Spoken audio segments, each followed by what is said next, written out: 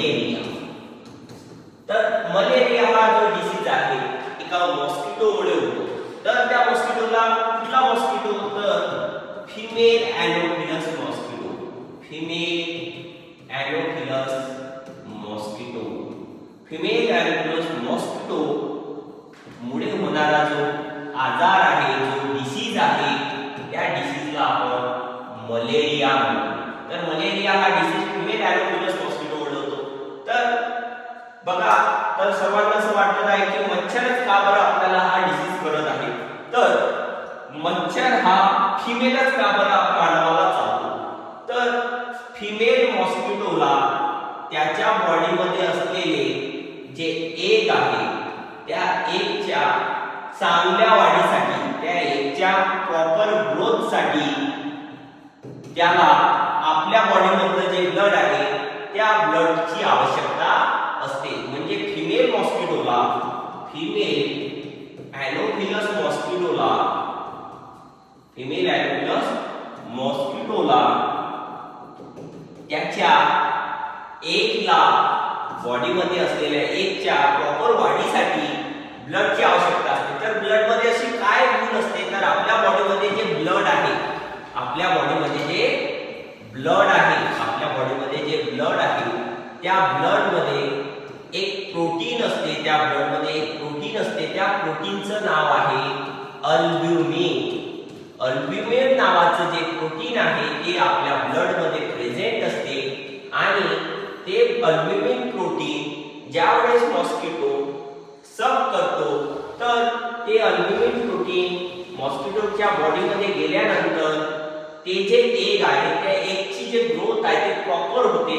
त्यामुळे female mosquito त्याच्या एगसाठी, proper वाढीसाठी आपल्या बॉडीला डसते किंवा सक करते आणि त्यामधलं जे अल्ब्युमिन प्रोटीन आहे ते सक करते। तर अल्ब्युमिन प्रोटीन आपल्या ब्लड मध्ये जास्त प्रमाणावर असते। याचा अर्थ असं नाही की मॉस्किटो फक्त ह्यूमनलाच बाईट करते, म्हणजे याचा अर्थ की अदर ॲनिमल जसं डॉग, कॅट याला बाईट करत नाही असं नाही, की त्यांच्या पण अंगामध्ये जे ब्लड आहे त्यामध्ये पण सुद्धा अल्ब्युमिन प्रोटीन असते, पण त्याची जी मात्रा आहे अदर ॲनिमल मध्ये ते कमी असते ॲज कम्पेअर्ड टू ह्यूमन। त्यामुळे ह्यूमनला मॉस्किटो जास्त बाईट करतात। त्यानंतर अल्ब्युमिन प्रोटीन सक करते वेळेस जे त्याची सकिंग पार्ट पोर्शन आहे, जो सकिंग पार्ट आहे त्यामध्ये ब्लड क्लॉट होण्याची शक्यता असते, ब्लड क्लॉट होण्याची शक्यता असते। तर ब्लड क्लॉट झालं नाही पाहिजे त्यासाठी मॉस्किटो त्याच्या सलायवामध्ये एक केमिकल तयार करते आणि ते केमिकल सुरुवातीला रिलीज आउट करते in a body of human.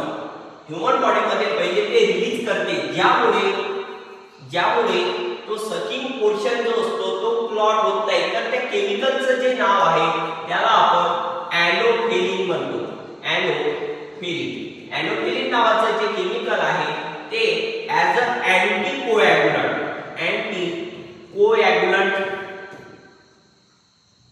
म्हणून आपण म्हणू शकतो।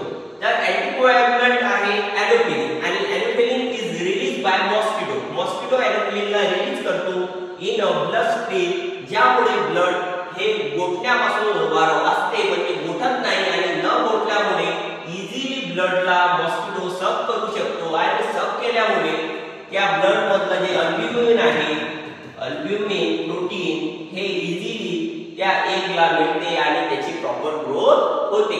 तर ज्यावेळेस एनोफिलिन मॉस्किटो सलाइवा सिक्रेट करतो किंवा सलाइवा रिलीज करतो जे की एक अँटीकोॲग्युलंट आहे, त्यावेळेस त्याच्या बॉडीमध्ये असलेला जो प्रोटोझोन आहे